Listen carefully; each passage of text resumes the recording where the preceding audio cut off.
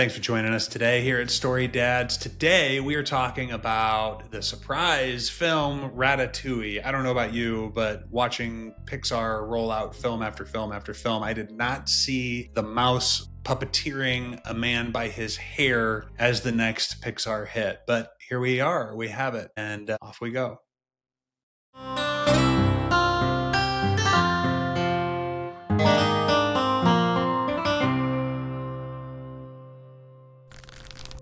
Welcome back, everyone. It's the StoryDads again, and we are back for a new episode this week. Coming off of Mario, we are getting back in the art side of things, talking Ratatouille today. How's it going, Micah? Good, man. Hey, just because it's been a minute, not like there's a million new people, but like, hey, who are you? Who am I? Yeah, we're the StoryDads, but who are you? We should introduce ourselves, right? Yeah. What qualifies us to be talking about this? It's of the StoryDads. So I'm Eric. I'm licensed marriage and family therapist, story nerd, and who are you? Want to tell the story of how we got together and decided to do this ridiculous project that we're 45 episodes in now? Yeah, man.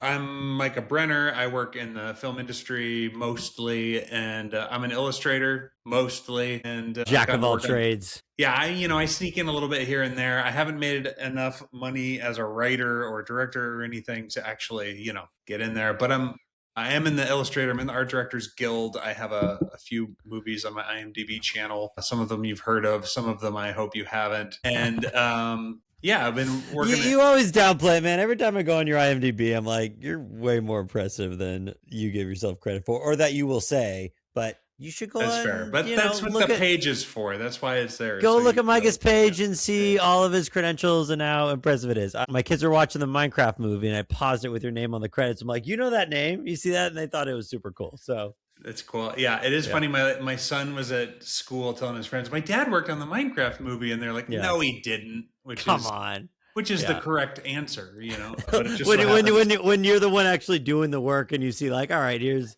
the amount I contributed to it, but like, hey man, naming the credits, that's not nothing. And like, you also have some like pretty serious projects that are there. I don't know.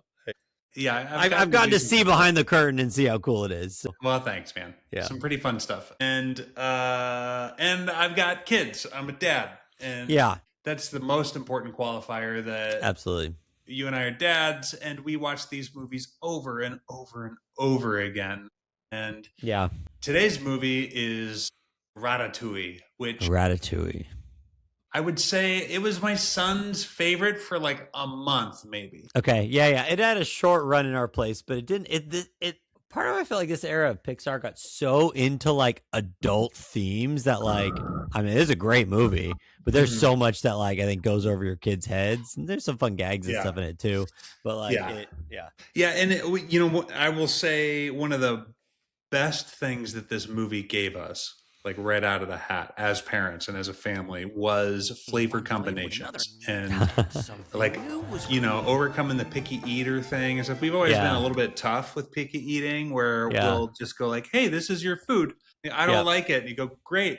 If you don't finish it, then it will be your breakfast tomorrow. And then they go, okay, I'll go ahead and eat it, because they only have to like eat last night's dinner for breakfast a couple of times. They figure it out pretty quick. Yeah. But, kids, like, they don't want to combine foods. Mm-hmm. This movie is fantastic for that, because there's a whole montage about how this is this beautiful art, and that this is the beginning of like real fine cuisine. And I don't know if we can credit Ratatouille or not, but like my son likes, like Greek olives and capers, and like he doesn't like American cheese. He wants like, Gruyere, like so he's got this sophisticated little. He's got a refined palate. That's my 5-year-old.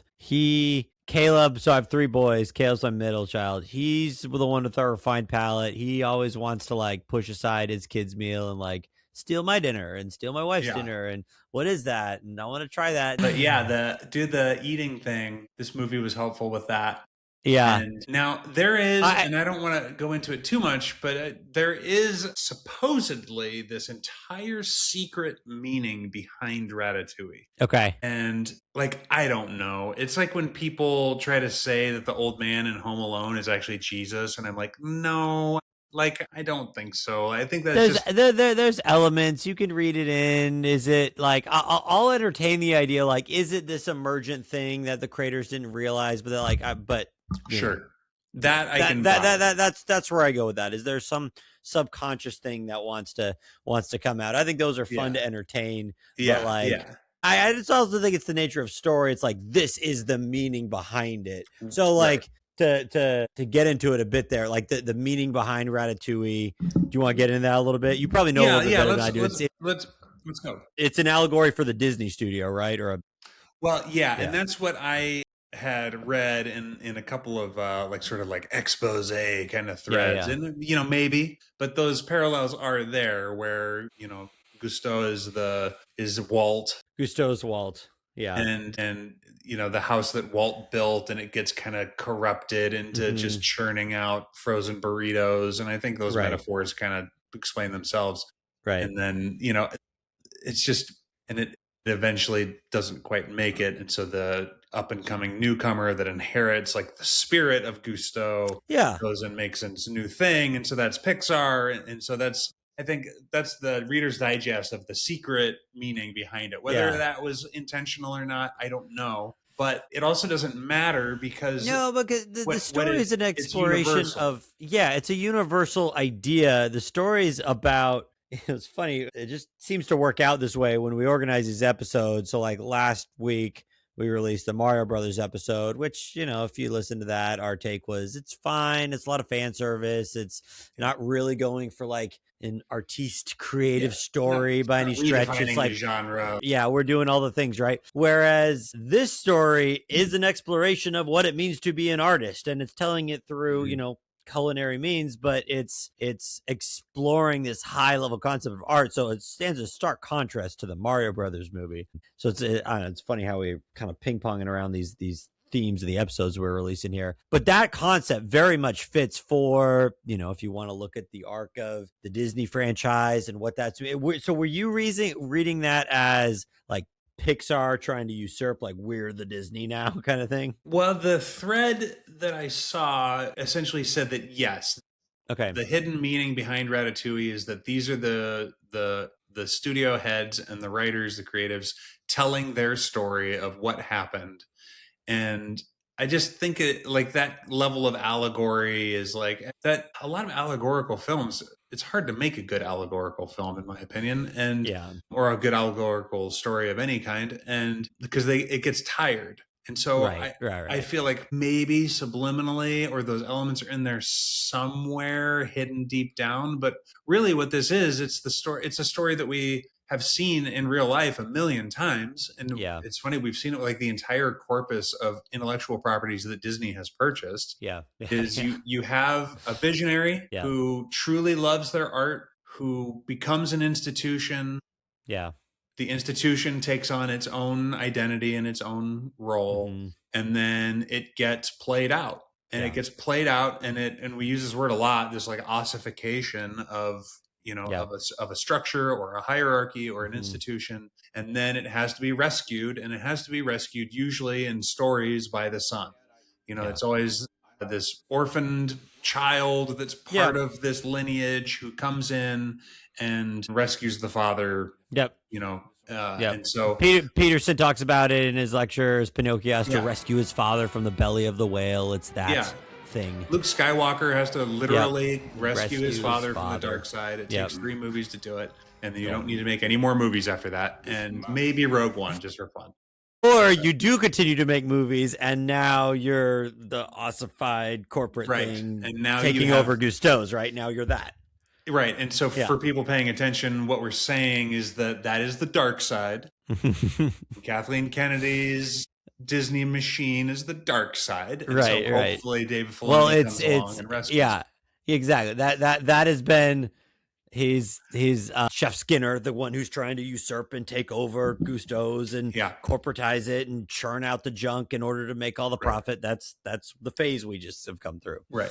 And, in the movie, he's portrayed as this sort of greedy thing, but in another way of looking at it, it's just kind of inevitable. And so it's the natural evolution of things. Like you said, like you play it out, because if you're going to take the ideas of a visionary to the masses, you have to make them palatable for all the masses, and not everyone is going to understand the visionary and the taste and all the stuff that can come from like that truly artist level expertise. So you got to kind of water it down a little bit, and as time goes on, it just kind of becomes that. And now the corporate machine's working, and we got to keep the profits running. So here's some frozen burritos, guys. Yeah, and it's just shrewd, and that's obviously, this isn't the way the movie is trying to portray this. Now we're talking about actual institutional sort of drift. The shrewdness enters in, and there's this desire for the status quo to maintain, and there's people whose jobs are on the line, and yada yada yada. What we're not talking about is the fact that, like, hey, Gusteau, by branding this IP out, is going to wind up employing 30,000 people in frozen burrito factories and all that. And like, this is great. But this movie is about the artistic impulse, and it's about inspiration, and it's about personal growth, like a decent story is. And so from that lens, Gusteau's needed to die because it was no longer an engine for artistic expression. It was no longer developing this art form. And rest in peace, Gusteau wasn't upset about it, right? Yeah. Well, Gusteau was already passed on by that time, and so he was already we get his ghost, right? So we get his ghost, but his ghost at that point was coaching Remy. His the purpose of his was not to like have his big empire go on, and his food and his name be known. His name was his ghost was to be the spirit that Remy now carries forward. Right. And so they do such a great job of, first of all, choosing food to be the mode of expressing the artistic impulse, because food is universal. We all experience that art form. Well, but it's also an art form that is like, I guess, like a lot of other art forms, like there's an insider kind of baseball to it, where like chefs get that, right? But most people aren't at that chef level, and I think the movie does a really good job of kind of bringing you in to see like, hey, here's the beauty and the love behind all this, and here's what the people who really have the palate for this really get and understand, and shares it with the audience, that most of them will not instinctively like get that. And so I love when a movie kind of, most people, if you were to say like, oh, it's a movie about like chef and culinary stuff, it's like, that's not really my thing, I don't really get it. But hey, you watch this movie and now it's like, wow, I really do get it. Now it actually kind of evokes, if not a passion, and interest in those things. Yeah, and the beauty that's nestled in there, and as an artist, the cookbook, anyone can cook. And this is something that is like this ongoing conversation for as long as people have painted on cave walls, I think, is it innate talent, or could really anybody do this? And I meet people all the time, oh, I can't, all I can do is stick figures. And it's like, yeah, stick figures is how you start. Like, I can't play basketball, but I promise you, like, I can teach you to draw, and I'm just going to hit limits with basketball where like, just not going to do it.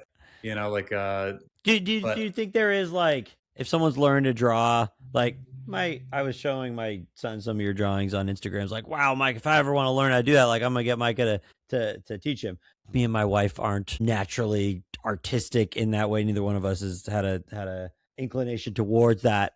How far do you think you could take him, say, if he's just average talent? Man, I won't name any names, but I work with some pretty like substandard talent in the world, I have peers where I look at their stuff and I go like, man, you really just, I feel like you don't have a natural eye for this. Yeah. Like I don't get the sense of like a natural, and here I am kind of, contradicting myself. There are some natural qualities that there's aesthetic people have or they don't have. Well, it's compositional stuff, but the same way you said with like basketball, like I could teach them when to play and they could get pretty good. And if they work really hard and grind, like, but if they're not, 6'5" and like incredible quick to twitch muscles, they can only go so far. Yeah, and the only so far means you're probably not going to get a college scholarship out of it, and you're probably not going to like do it for a living, right? You're not going to be in the top 1%, but you could be in the top 5%, right? Right. Yeah. And so I think that would be the same thing with art. I think lots of people, nobody comes out of the womb doing amazing art.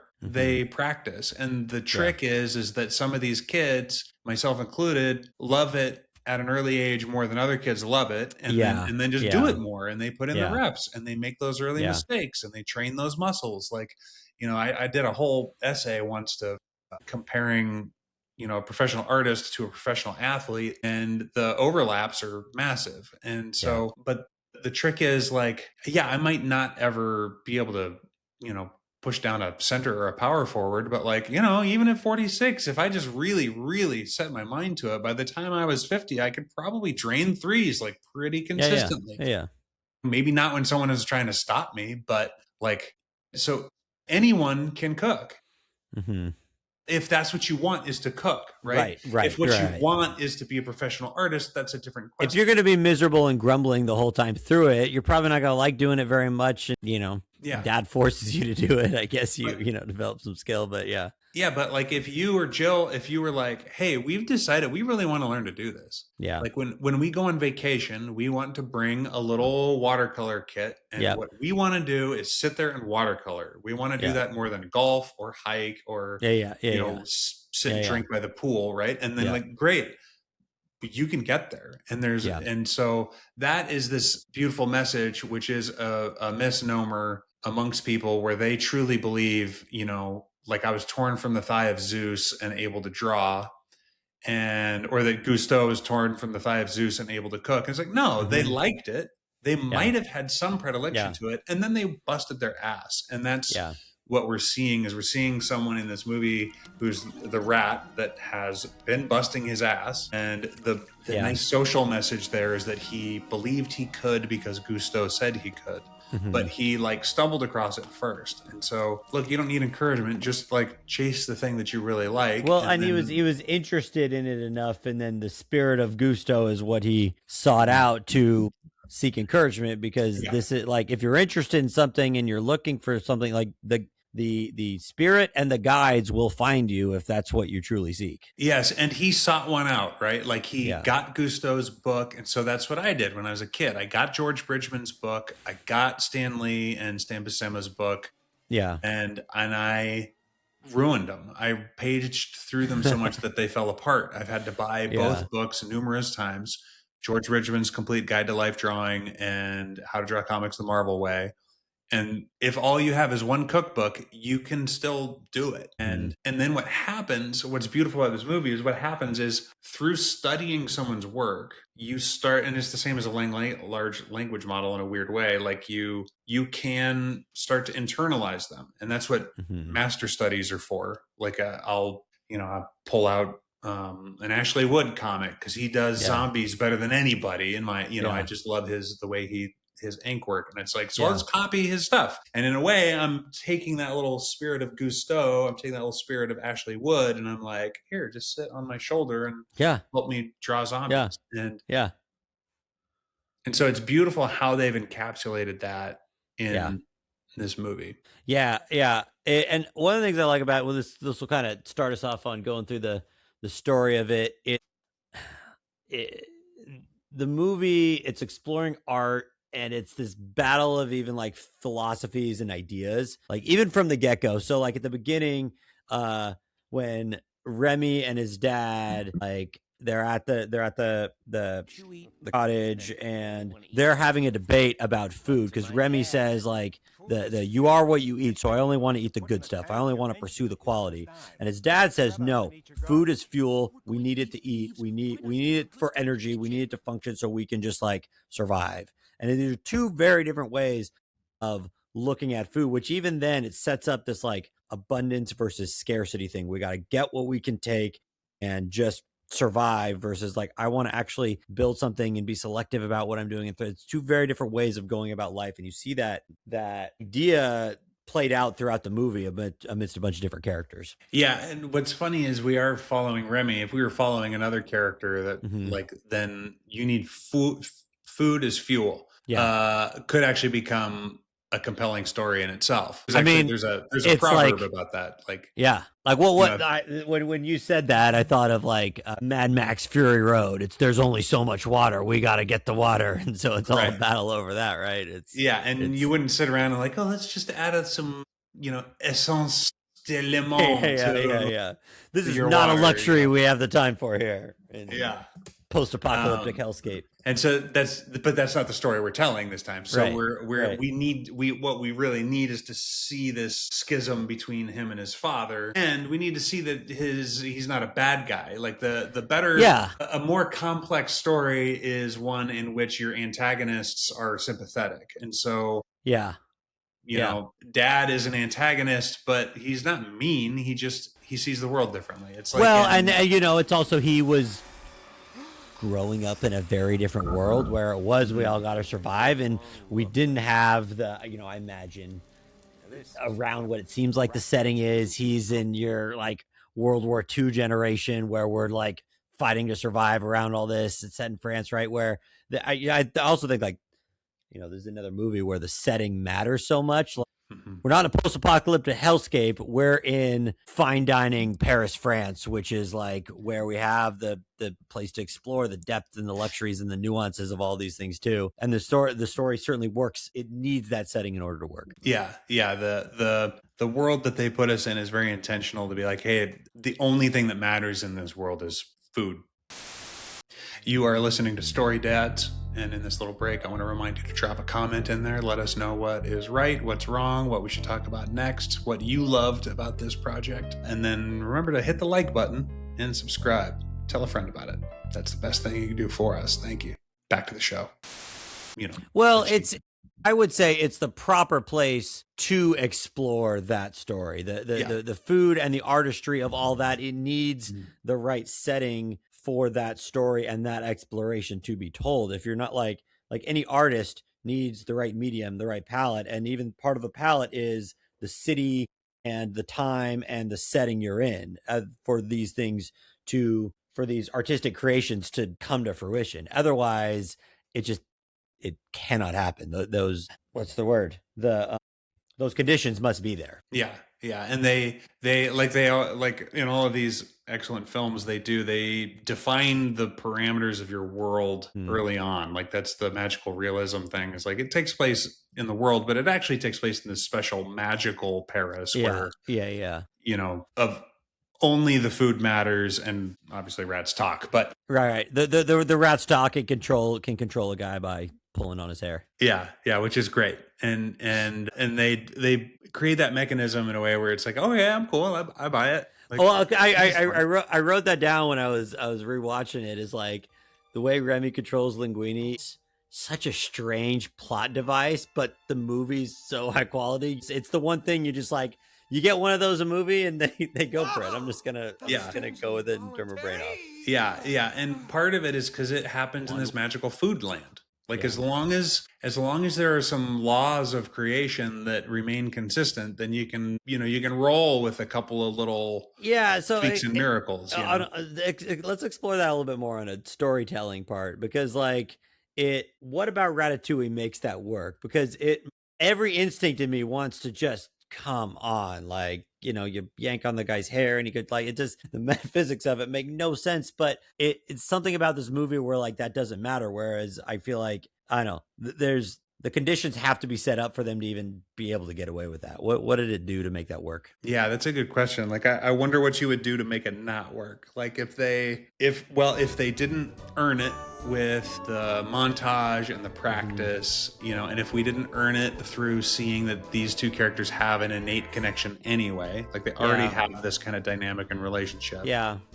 And that if they hadn't done the world building to set up that this is kind of a magical place where, you know, rats talk in the absence of humans, and I think the fact that they go out of their, like, the whole setup of the first part of the movie is demonstrating Remy's talent.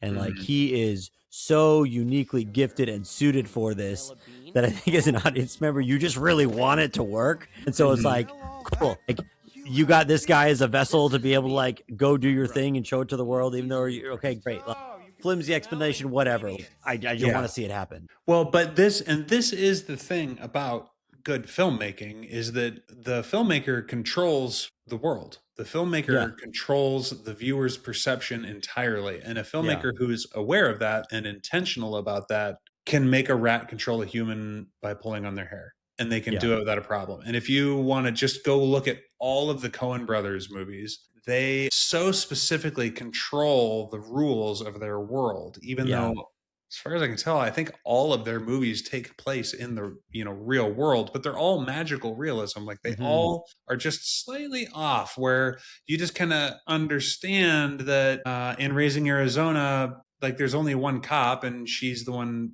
that's kidnapped the kid, like all these shenanigans go down and the police aren't coming. Yeah.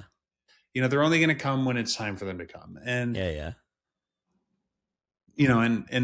all of their films have this like just near reality quality to them. And they so carefully manicure what happens and when and why. Yeah, I think of Oh Brother, Where Art Thou, when the flood shows up and they're on the dry land. There's no sign of flood. But then all of a sudden there's a flood there. And you just, And you go, okay, I got it. And they, I can't necessarily go through and pinpoint everything that makes that possible, but it is being intentional about it. And it's also making sure everything is earned. Like if, one way it wouldn't have worked is if Remy jumped on his head in the very first scene making the soup and it worked the first time and he made the soup and they were like, oh, cool. Now we get it. So the rat can just, and then for all we know, he can control everybody by jumping on their head. Right. But they find it through trial and error and on accident, and then they go to great lengths to perfect their deal, and it works. And because it's not just telling, like, it's not just about explaining a plot device. It's about them kind of working out this artistic thing.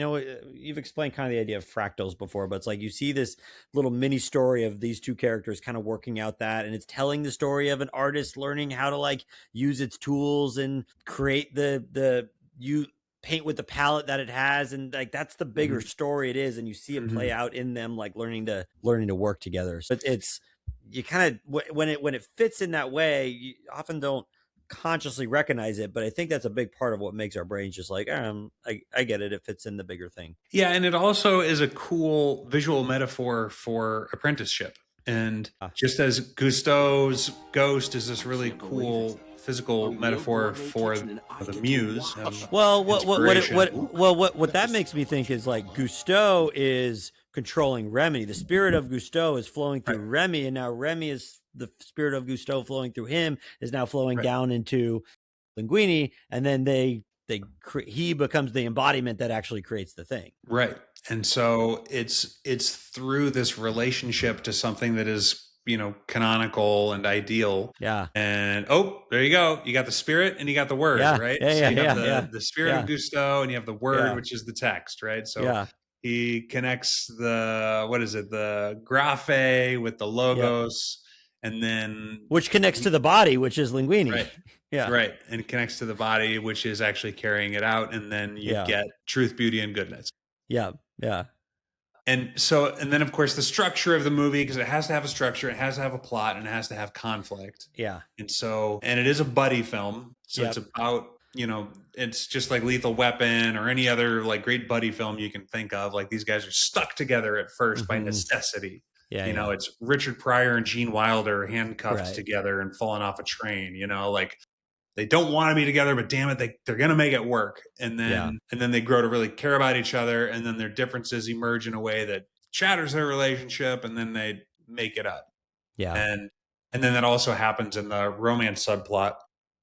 Okay. Because you also have to meet girl, lose girl, get girl back. Kind of thing. So those are fractals. Those are the same patterns. Yeah. Well, say more on that. So that like the romance subplot, because it'd be easy to say that's just tacked in because you need to have a romance subplot, but how's that fractal play out? Well, I think part of that, how that plays out, the reason that factor is involved in just about every, sort of classic hero story that we love that fits into canon, is that a man would just live in a cardboard box with a PlayStation their whole life if there wasn't more to life, and if that wasn't more to life wasn't found in relationship. Right. And so in order for Linguini to be anything worth desiring, he has to overcome these shortcomings of his own character and his own capabilities, and he has to become a man. He starts as just sort of this kid that's washed up on the back steps of this thing, and he overcomes his personal character defects. He demonstrates that he can make a way in the world. He demonstrates that he can resolve conflict, and he demonstrates some kind of value. And then, for the most part, women already have value. And so he's just trying to get to where he's across the threshold into where he can be part of the game. And so there's a reason why movies without that element do feel a little bit empty, because the other thing we know from every Hallmark movie is that your accomplishments really mean nothing if you're alone. And so it's great that this hero does all this stuff, but if he's left alone and undesirable at the end, then what was the point? Yeah, and it wouldn't, if it was just he is known as the new top chef because Remy's actually doing it and he's got all the spotlight and it just ends like that. It's not an ending. It's not the ending of a story. It doesn't work that way. Yeah. Remy needs to reconnect with his community. He needs to patch the relationship with his dad and with his, is it his brother or is it his friend? It's his brother. Yeah. So he needs to patch his relationships. And then ultimately, the only reason this thing is happening at all is Gusteau didn't have anyone. Right. He dedicated himself to this art form and, died alone. And so he's got to reach out beyond the grave through a correspondence to try and find some family, you know? Yeah.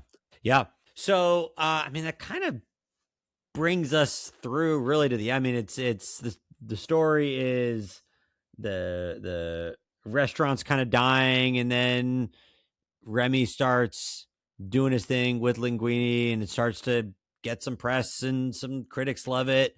One of the things I love that one scene where when Remy first starts helping make the soup, it's got that it's such an artist quality where he sees the soup is getting screwed up and he's like, I can't help but I know what needs to happen to that in order to fix it, and I throw that stuff in and I'm risking my life, and this is for most people, I wrote down some people care so much about what they do, even though I don't get it. I love that he cares about it that much to want to fix it.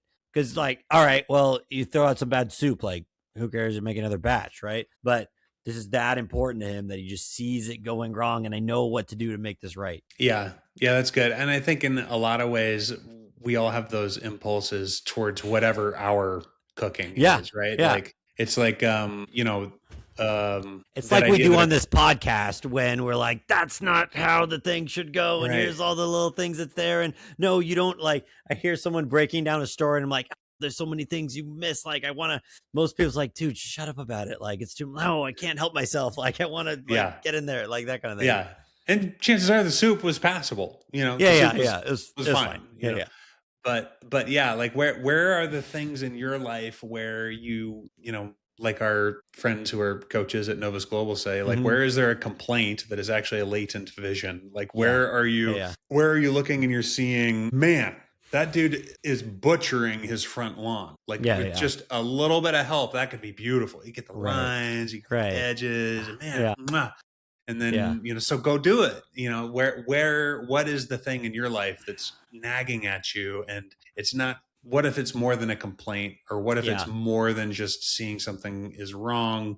And what if it's actually your invitation to go and spice up that soup? Well, and that passion that comes out, it's the thing is it's gonna inevitably be annoying to some people because we've had conversations, don't read so much into the movie, or Remy, just let the soup be, it's fine, it's good enough. It's just no, this is the thing, set aside, some people aren't gonna get it or whatever. And what are those passions you have to explore that matter? What matters to you enough to pursue? Yeah. So and then that's the start of the story, right? That's the start of Remy first exploring, okay, what else can I do? And then it builds up and the restaurant starts to get revived, and ultimately they I guess the major conflict is Skinner and him trying to capitalize on the name of Gusteau and push out all these other products. Yeah.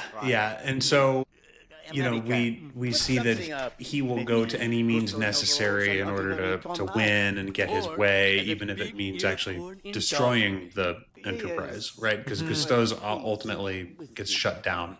Right. Because I think art, there's the pure spirit of what inspires an artist, of what the message I want to explore, what the truth I want to express is, whether it's through food or painting or whatever. And then whatever other priorities kind of get put on top of that. It's not that they can't work together, but it's going to diminish that, right? So his new priority is not to make good food, it's to scale up a business and make money and mass produce it, right? Which you can argue about whether that's a good thing or not, but that is different than I want to make the best food possible. Those are two and divergent paths. we do see that he's intentionally subverting everything that Gusteau swore by in order to capitalize on it. It would be different if Gusteau was like, yeah, we're gonna like make this product, but it's gonna live up to our standards. Totally. It's gonna live up to our ideology and our beliefs. But he's intentionally subverting it just for cash. Mm-hmm. And then we also, on the other hand, we see Ego, and his whole stance is like, no, not any, only the divine and elite and the special can cook. Right. And so both of these serve as not necessarily villains. I mean, I guess, Skinner is a villain. Ego is sort of like a foil or a counterpart. And so, I don't see Ego as a villain. Ego's more of just the he's not a stakes character. What is he? He's the measuring stick that lets you know, are we, he's the weather vane to are we on mission or are we doing something else? Yeah. And so he serves as Gusteau's foil, because his, Gusteau's thesis is anyone can cook, and his antithesis is only the elite can cook, and I decide who. Yeah. And so he, his biases have to be overcome, and that's all good. And he is more of a subplot, and he's a little bit of a thermometer, for the rest of us to see how he does. But which would be the role of what a food critic or any critic should be like. Is this in line with the original intention and spirit of what making good food should be about? Mm-hmm. Or if the critic is corrupted in some other way, I'm no longer deciding if the food's good, I'm deciding of pushing forward some other agenda. We've talked on this podcast a lot about the pushing an agenda, or now you're in the realm of kind of propaganda, which I'm not trying to express the truth. I'm trying to push forward a message, and it may be even a message I like or agree with. But the artistic quality starts to diminish when you do that. Mm-hmm. Yeah. Or even just in the spirit of art, it should be good, it should be beautiful, and it should be true, right? If it's going to fit into the transcendentals. And so for someone to come in and just say, the goodness, beauty, and truth are free. Mm-hmm. And for someone to come in and say, no, we're going to come in and we're going to create this threshold where only the special and only the elite have access to goodness, beauty, and truth, or create artificial gatekeeping around those ideas. Yeah. It undercuts or to go the other way, which waters down goodness, beauty, and truth to just it's meaningless, and I have this totally cynical view about nothing really matters, so let's just gorge ourselves on frozen burritos. Yeah. And the willingness to burn down the institution for the sake of personal gain that the villain that Skinner demonstrates, right, for his own ego, because he's the boss, he's in charge, he decides, for his own wallet, because he's going to make a mint on it. He's willing to subvert everything about what the institution was originally committed to. Right. And I think, we see that in the real world. We this character is not unfamiliar, and it behooves that character to maintain the gatekeeping. Yeah. And he'll use whatever he can. He'll use health codes. He'll use ego, the character ego. Yeah. He'll use tricks and deception. He'll try to destroy the letter so that the people who are rightfully due to receive this inheritance don't get it. Yeah. This artistic impartation. Yeah. And a villain like that, this will lead into villain comeuppance, but they can't create anything themselves. They only usurp and take control of what someone else has built in order to try to capitalize it and maybe take it to the next level. But in order they have no vision themselves, so they can't build or even add to anything. They can only draw from it and exploit what they can get out of it. Yeah. So what do we see from Skinner in villain comeuppance here? Man, honestly, I don't really remember what happens to him. I mean, he's kind of just shoved off to the side and Yeah, never thought of again. Like they tie him up, they tie the health inspector up, and then they eventually have to release him. And Gusteau's goes away, and basically his project just comes crashing down. Yeah. But it's not really like he gets a public humiliation or Sure. like I'd say to the staff, he is kind of unmasked for the usurper and kind of snake that he is. Yeah. Which kind of makes sense for like the artists, the chefs. Like a lot of people, if you're not a chef, if you're not like, you don't really see the thing of what he's doing, but like the people who do it and the people who have the craft and the people who are engaged in it's like they kind of see, I imagine as an art, like you kind of know who the people who are just like the I won't say hacks, but like they're just kind of doing it versus the ones who like, oh no, that one's actually got real talent. So that guy, he rose to this level, but like we all know his real talent wasn't his cooking ability. It was just his ambition and his willingness to undermine the spirit of Gusteau. Yeah. Yeah. And you know what it makes me think of is like the best revenge is to live well. Is or like the Mad Men meme where he's like, I don't think about you at all. And you know, Linguini just and Remy go on and they just have a fruitful life. And they start the restaurant. It's not that we own Gusteau's now. It's like the time that institution needed to die. It had been played out and wrung dry of all that it was, and we're going to carry the spirit of that forward and start a new place. And that's like, you know, I feel like there's a bit of a dark ages that we're in terms of like we are still eating at Gusteau's in the general world. When Lucas came along and came up with Star Wars and Indiana Jones, and you know, when all of these IPs that we love that we're still consuming 50, 60, 70 years later with some of them. I don't know what it is. I don't know if that all the Skinners out there have networked and they're so good at hanging on to this, or if our collective palate has watered down, or if no one else is trying to cook. Like, did everyone just stop trying to cook? Yeah, because I mean, these things gotta go, man. We got Toy Story 5 coming out.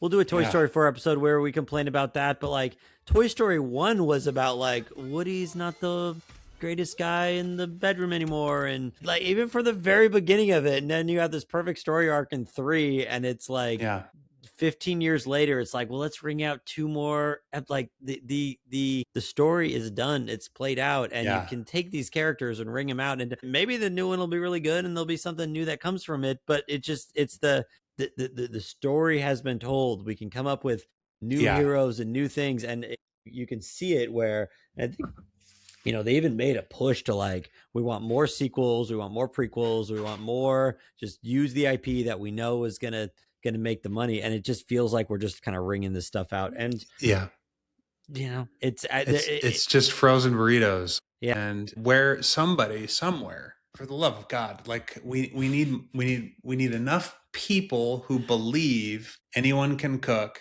that they get out there, and it doesn't have to be amazing. It can just be Ratatouille. Yeah. It can just be your version of something that really pleased you as a kid. Yeah. And go make it and go put it in front of people. And I don't know, in all fairness, people are creating things like crazy. They're all just in this sort of garbage mill that we're in of YouTube and social media. And so instead of like trying to make a meal, people are just sort of throwing ingredients online. Like nothing ever gets cooked.